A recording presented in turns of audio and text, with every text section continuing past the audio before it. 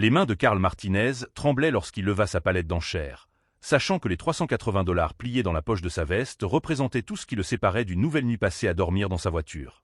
La foule présente à la vente aux enchères de Phoenix jeta à peine un coup d'œil à ce vétéran de 42 ans dont le visage buriné et la veste Goodwill criaient « désespoir », plus fort que n'importe quel discours de commissaire-priseur. L'unité 47 ressemblait à une explosion de bennes à ordures, des meubles cassés, des cartons abîmés par l'eau et le genre de bric-à-brac accumulé qui faisait sourire les enchérisseurs professionnels et les incitait à s'éloigner. Mais Karl avait appris quelque chose au cours de ses 2 missions en Afghanistan que ces chasseurs de trésors de banlieue ne comprendraient jamais. Parfois, les choses les plus précieuses se cachent à la vue de tous, camouflées par les idées reçues de chacun sur ce qui est important. 1 fois, 2 fois, 3 fois. La voix du commissaire-priseur résonnait dans l'anthropoïste Valley Storage, comme celle d'un bonimenteur de carnaval vendant des rêves à des imbéciles. Le pouce de Karl appuya si fort sur le bord de la palette qu'il en laissa une marque. Son chèque d'invalidité de l'administration des anciens combattants était arrivé la veille. $1847 par mois pour les lésions nerveuses et le syndrome de stress post-traumatique qui l'empêchait d'exercer un emploi régulier. La moitié était consacrée au loyer. Une autre partie disparaissait dans les médicaments que l'administration des anciens combattants ne couvrait pas entièrement. Le reste suffisait à peine à payer la nourriture et l'essence pour sa Honda vieille de 15 ans. La gratitude de l'Amérique pour son service avait pris fin dès qu'il avait cessé d'être utile. Adjugé. $380 à l'enchérisseur numéro 23. Le marteau du commissaire-priseur tomba comme le verdict d'un juge.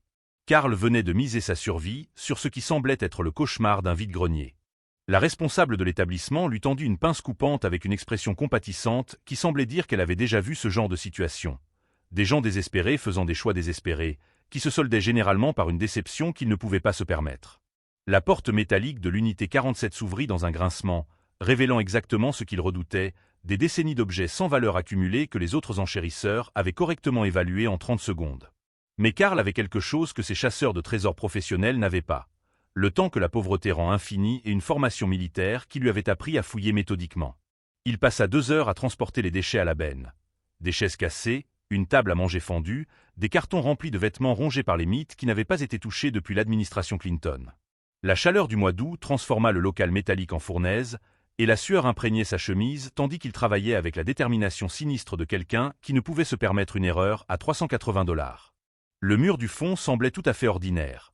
Une construction métallique standard, identique à celle de tous les autres espaces de stockage. Mais sa formation militaire en démolition avait appris à Karl à remarquer les choses qui ne collaient pas tout à fait. Le panneau du côté droit était légèrement décalé, créant un espace si subtil qu'une observation superficielle ne le remarquerait pas. Ses doigts suivirent la jointure, cherchant le mécanisme. Le panneau bougea sous la pression, révélant des charnières dissimulées qui s'ouvraient sur un compartiment étroit d'environ 60 cm de large et 90 cm de haut. Le faisceau de la lampe torche de Karl révéla quelque chose posé sur le sol. Une pochette en cuir usé qui semblait étonnamment lourde. Le cuir était vieilli mais pas abîmé, conservé dans des conditions idéales. Ses mains tremblaient lorsqu'il l'ouvrit sous la lumière fluorescente, révélant 12 pièces qui ne ressemblaient en rien à la monnaie américaine moderne. Le métal avait l'éclat particulier de l'argent ancien, et les motifs représentaient des textes en espagnol et des images royales qui semblaient authentiquement historiques plutôt que des reproductions de boutiques touristiques.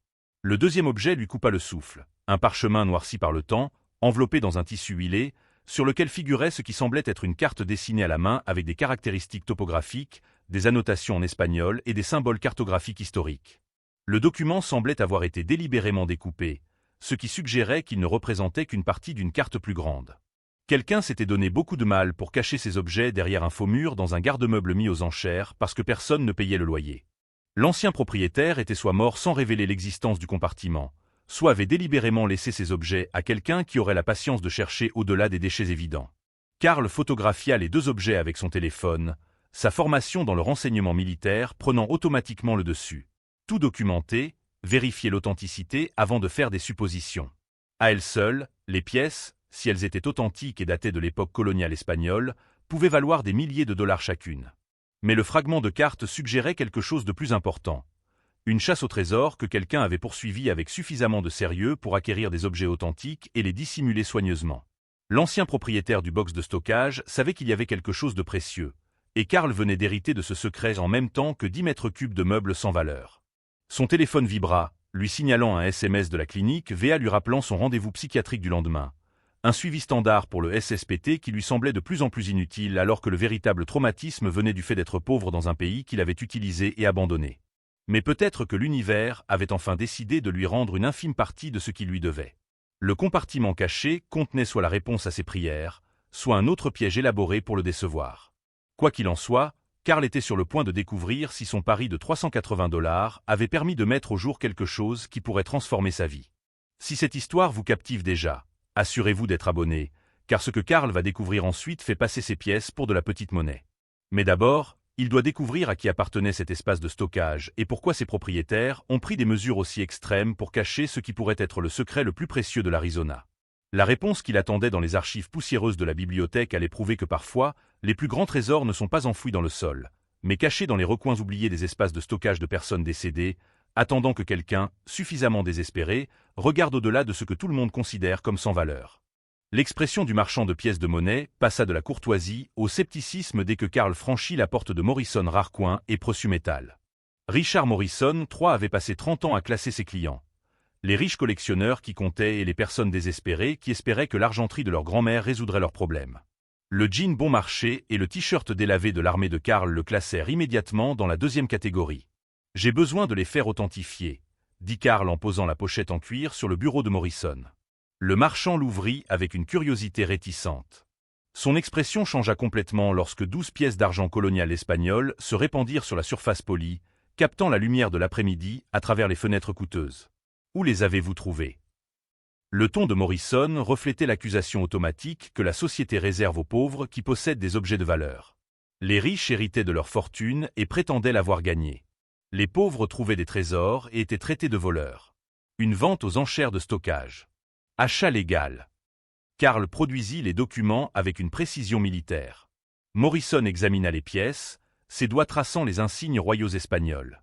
De l'argent colonial authentique du XVIIIe siècle, probablement frappé entre 1740 et 1755. Chaque pièce valait entre 12 et 18 000 $, à condition que personne ne se demande comment un ancien combattant handicapé avait soudainement pu se procurer une collection d'une valeur $250 000. Elles doivent faire l'objet d'une authentification approfondie, dit Morrison avec une patience condescendante. Le processus coûte environ 3 000 $. Nous aurions besoin d'une chaîne de conservation claire avant qu'une maison de vente aux enchères ne s'en occupe. Le message était clair. Karl n'avait pas les moyens de payer l'authentification, la représentation juridique ou l'accès au monde où des gens comme Morrison décidaient qui méritaient la richesse. La bibliothèque publique de Phoenix lui semblait être un sanctuaire. Karl passa 3 heures dans la collection de microfilms, à rechercher ce que Morrison avait rendu inaccessible par des exigences coûteuses. Les documents historiques révélèrent ce que Morrison avait confirmé avec désinvolture. Les pièces correspondaient à des pièces coloniales espagnoles des années 1750, liées à des opérations minières dans tout le sud de l'Arizona. Karl trouva une entrée qui lui fit trembler les mains. Un rapport de 1751 du père Francisco Garcés documentant la disparition d'un convoi d'argent entre les exploitations minières et la mission de Tucson. Le prêtre décrivait les protocoles d'urgence. Les expéditions confrontées à une attaque devaient enterrer leurs précieuses cargaisons et marquer les emplacements à l'aide de symboles prédéterminés. Garcés estimait l'argent perdu à 40 000 pesos selon la valeur des années 1750, soit des millions aujourd'hui. Les symboles du fragment de carte correspondaient aux conventions militaires espagnoles pour les caches d'urgence. La formation de Karl en démolition comprenait l'étude de l'ingénierie militaire historique, et il reconnut les marqueurs indiquant des sites d'enfouissement délibérés. Quelqu'un avait passé des années à faire des recherches sur cet incident, et Karl avait hérité du travail de toute une vie. Son téléphone vibra avec un numéro inconnu. « Monsieur Martinez ? Je m'appelle Victor Castellano. Richard Morrison m'a dit que vous aviez apporté des pièces coloniales espagnoles intéressantes.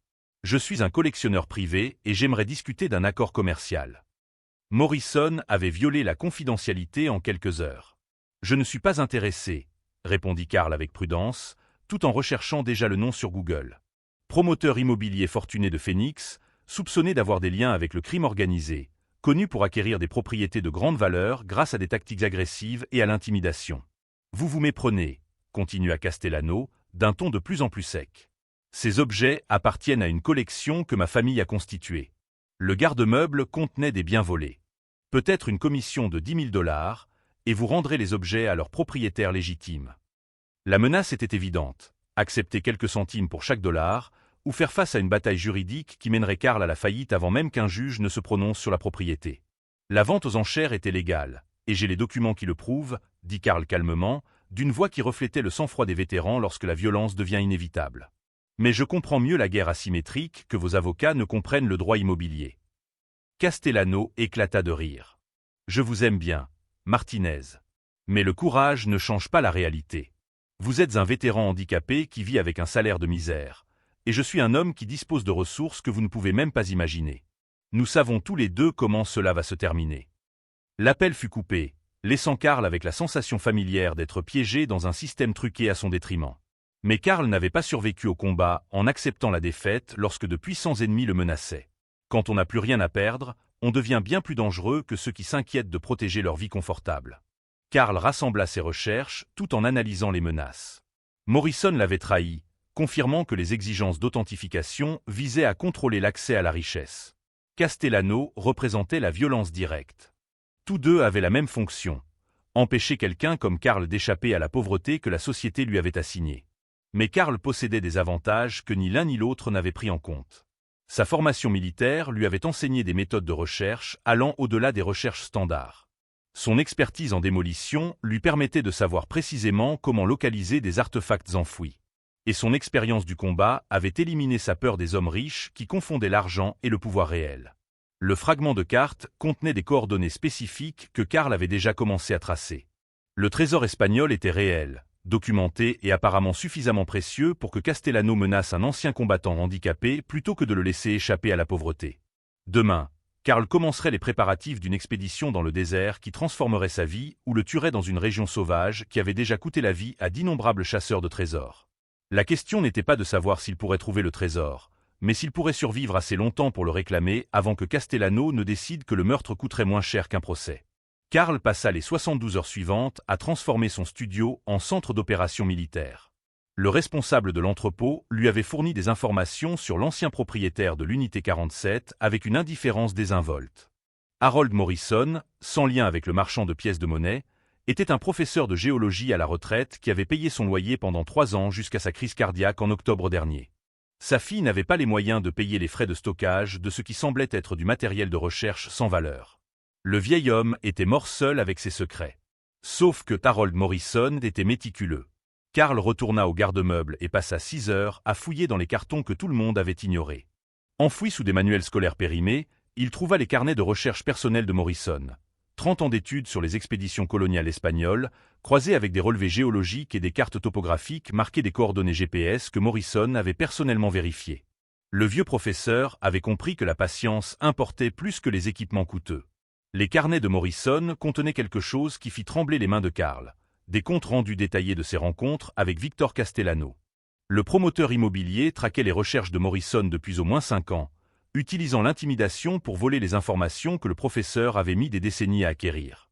Les dernières notes de Morrison décrivaient une pression croissante et sa décision de cacher ses découvertes dans le compartiment secret. Son cœur lâcha avant qu'il ait pu les récupérer. Karl reconnut immédiatement le schéma. Un système qui récompensait le vol plutôt que le travail honnête, où de riches prédateurs traquaient ceux qui avaient réellement mérité leur découverte. Morrison était mort sans le sou, tandis que Castellano vivait dans un manoir construit grâce à des opportunités volées. L'injustice brûlait avec la même fureur que Karl avait ressentie en voyant les seigneurs de guerre afghans s'enrichir tandis que les interprètes qui avaient tout risqué étaient abandonnés. Morrison avait laissé des instructions à quelqu'un d'assez intelligent pour les trouver. Ces carnets ne contenaient pas seulement des recherches sur les trésors, mais aussi des renseignements sur les opérations de Castellano. Les schémas de sécurité, les associés qui s'occupaient des activités illégales et la documentation sur les précédents chasseurs de trésors qui avaient disparu après avoir refusé les « arrangements commerciaux » de Castellano. Le vieux professeur s'était préparé à une guerre asymétrique, utilisant les informations pour compenser ses désavantages financiers. Karl comprenait cela, car l'Afghanistan lui avait appris que la supériorité en matière de puissance de feu ne signifiait rien si l'ennemi connaissait mieux le terrain. Karl acheta du matériel de survie dans le désert dans des magasins de surplus militaires. Des conteneurs d'eau adaptés aux températures extrêmes. Des outils de navigation fonctionnant sans couverture cellulaire. Des fournitures médicales de combat. Sa préparation venait de son expérience réelle du combat, et cette différence déterminerait s'il survivrait aux 72 prochaines heures. La contribution la plus précieuse de Morrison était sa documentation sur les droits miniers. Le professeur avait passé des années à acheter discrètement des concessions foncières autour du site du trésor. Les documents étaient légitimes et correctement classés, ce qui signifiait que Karl avait hérité du droit légal sur tout ce qui serait découvert sur ses terres. Castellano pouvait menacer de poursuites judiciaires, mais Karl possédait des documents qui tiendraient devant un tribunal, à condition qu'il survive. L'appareil de communication par satellite acheté par Karl représentait son assurance. Il transmettrait ses coordonnées GPS toutes les 2 heures à un service de surveillance qui alerterait les autorités s'il ne se manifestait pas. Castellano pouvait le tuer, mais il ne pouvait pas faire disparaître Karl sans déclencher une opération de recherche qui mènerait les enquêteurs directement au site du trésor. Karl a tout documenté et distribué des copies à plusieurs endroits. Il avait envoyé des copies à son assistant social, à son thérapeute spécialisé dans le syndrome de stress post-traumatique et à un avocat qui offrait des consultations gratuites aux anciens combattants, des personnes qui poseraient des questions gênantes si Karl venait à disparaître soudainement. Les carnets de Morrison comprenaient des cartes dessinées à la main indiquant l'itinéraire à suivre à travers un terrain praticable en 4x4. Ces dernières notes indiquaient qu'il avait localisé le site d'enfouissement et vérifié son contenu à l'aide d'un radar à pénétration de sol, mais qu'il avait interrompu les fouilles le temps d'obtenir les protections juridiques nécessaires. Karl passa sa dernière nuit à revoir les tactiques militaires pour opérer en territoire hostile avec des ressources limitées contre des ennemis supérieurs. Castellano avait de l'argent et de la main-d'œuvre, mais Karl avait le désespoir et l'entraînement qui transformaient la pauvreté en avantage tactique. Les hommes riches s'inquiétaient de protéger ce qu'ils possédaient. Les hommes pauvres se battaient avec la liberté que leur procurait le fait de n'avoir plus rien à perdre. Le sac à dos chargé à côté de sa porte contenait tout ce qui comptait. Les carnets de recherche de Morrison, les documents juridiques, le matériel de survie et les pièces de monnaie coloniale espagnole qui représentaient soit le salut, soit la condamnation à mort. Demain matin, il se rendrait dans les montagnes Superstition en suivant les itinéraires que Morrison avait tracés au cours de 30 années de recherche. Il localiserait le trésor enterré en 1751. Et il le ferait avant que Castellano ne puisse voler le travail de toute une vie d'une autre personne honnête. Karl s'autorisa un dernier moment de doute. La décision la plus intelligente serait d'accepter les 10 000 $ de Castellano et de retourner à la pauvreté avec une dette légèrement moins écrasante. Mais l'Afghanistan avait éliminé sa tolérance à accepter l'injustice simplement parce que riposter comportait des risques.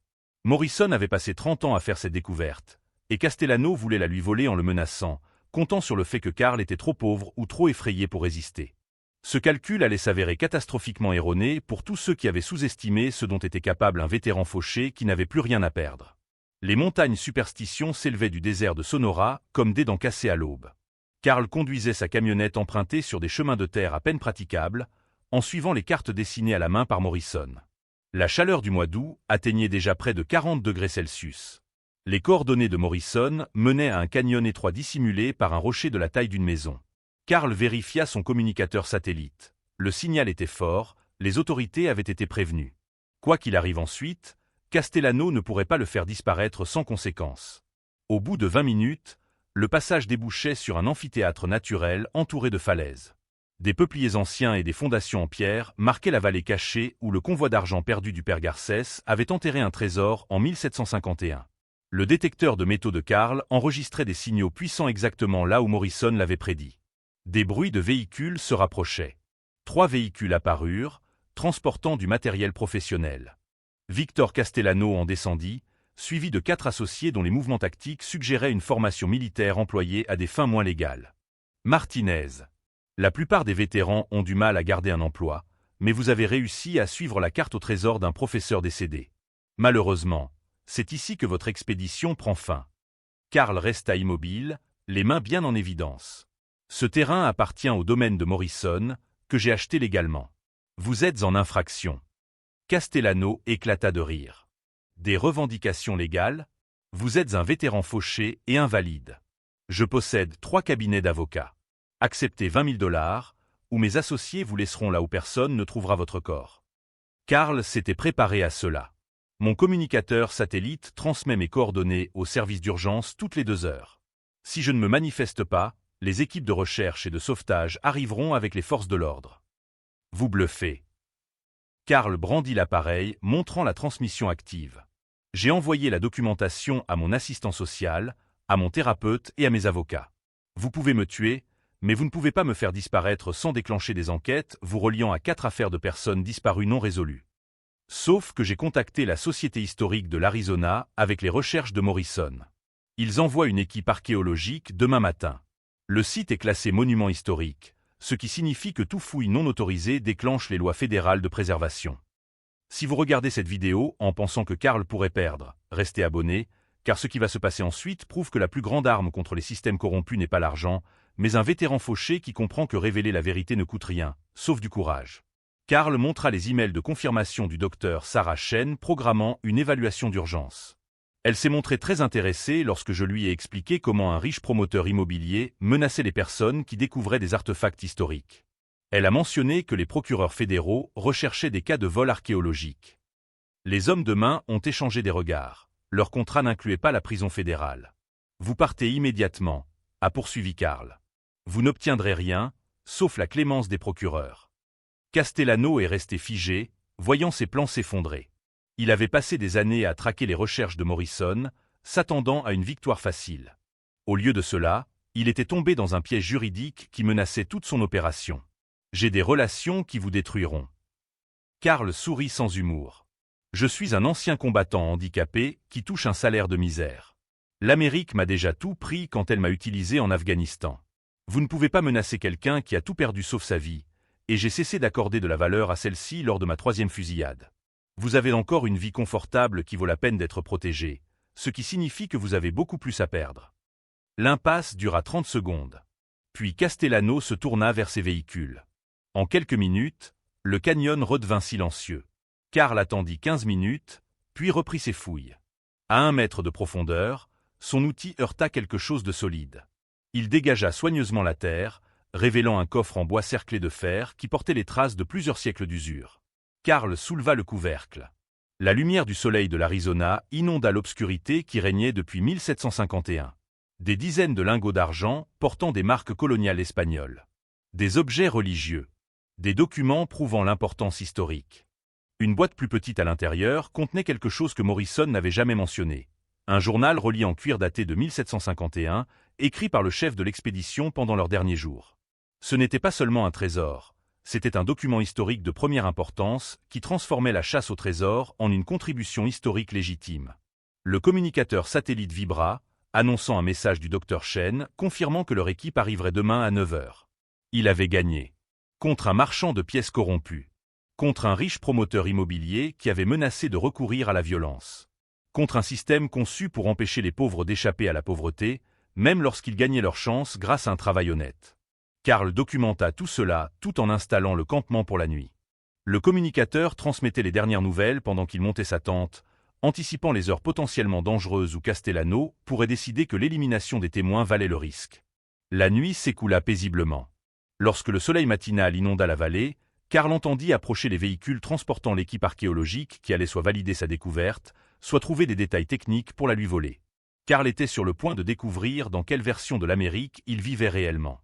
Le docteur Sarah Chen arriva dans la vallée cachée avec 6 archéologues, 2 consultants juridiques et suffisamment de matériel de documentation pour faire passer l'équipement militaire de Karl pour un jouet d'enfant. Mais ce qui importait le plus, c'était son expression lorsqu'elle examina le contenu du coffre. Cette excitation particulière que les universitaires développent lorsque la théorie devient une découverte tangible. Monsieur Martinez, ce que vous avez trouvé ici est potentiellement la découverte archéologique coloniale espagnole la plus importante de l'histoire moderne de l'Arizona, déclara le docteur Chen en photographiant les lingots d'argent avec des mains tremblantes. Le journal de l'expédition à lui seul a plus de valeur pour la recherche historique que l'argent lui-même. Le processus d'authentification a pris 3 jours. L'équipe du docteur Chen a traité Karl avec un respect professionnel que la société accorde rarement aux vétérans handicapés vivants avec des salaires de misère. Ils ont reconnu le mérite de ses recherches et n'ont jamais remis en question son droit légal sur la découverte. La compétence n'exigeait pas la richesse, mais seulement de la préparation, de l'intelligence et le refus d'accepter la défaite. L'Arizona Historical Society a négocié un partenariat accordant à Karl 60% de la valeur monétaire du trésor. L'argent colonial espagnol valait environ 3,2 millions de dollars. La part de Karl s'élevait à 1,92 million de dollars après impôts, suffisamment pour transformer complètement sa vie. Mais la conclusion la plus satisfaisante de cette histoire concernait Victor Castellano, dont les tactiques d'intimidation avaient attiré l'attention des autorités fédérales, que les criminels fortunés évitaient généralement.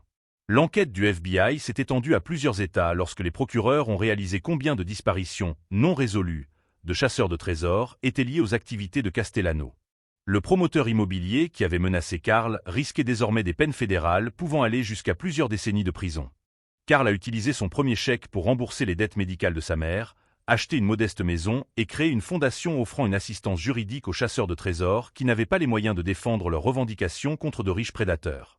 Le nom de la fondation rendait hommage à Harold Morrison, le professeur qui était mort sans le sou malgré 30 ans passés à faire une découverte qui aurait dû transformer sa vie. Au cours de sa première année d'existence, la fondation a aidé 12 autres chasseurs de trésors à défendre leur découverte, empêchant ainsi de riches prédateurs de voler des artefacts par intimidation. Chaque affaire représentait une petite victoire contre des systèmes conçus pour garantir que la richesse revienne aux personnes qui en disposaient déjà. La vallée cachée est devenue un site archéologique officiel, étudié par des chercheurs qui ont salué la découverte de Karl comme une contribution révolutionnaire à la compréhension de l'histoire coloniale espagnole. Les repères sculptés qui avaient guidé Karl guidaient désormais des expéditions universitaires qui allaient se poursuivre pendant des années. Si l'histoire de Karl nous enseigne quelque chose, c'est que les promesses américaines en matière d'opportunités ne sont pas complètement fausses, mais qu'elles sont beaucoup plus difficiles à atteindre que le pays ne le prétend, exigeant des efforts extraordinaires de la part de personnes qui ne sont pas nées avec les avantages que la richesse procure automatiquement. Le système n'est pas conçu pour aider les pauvres à sortir de la pauvreté.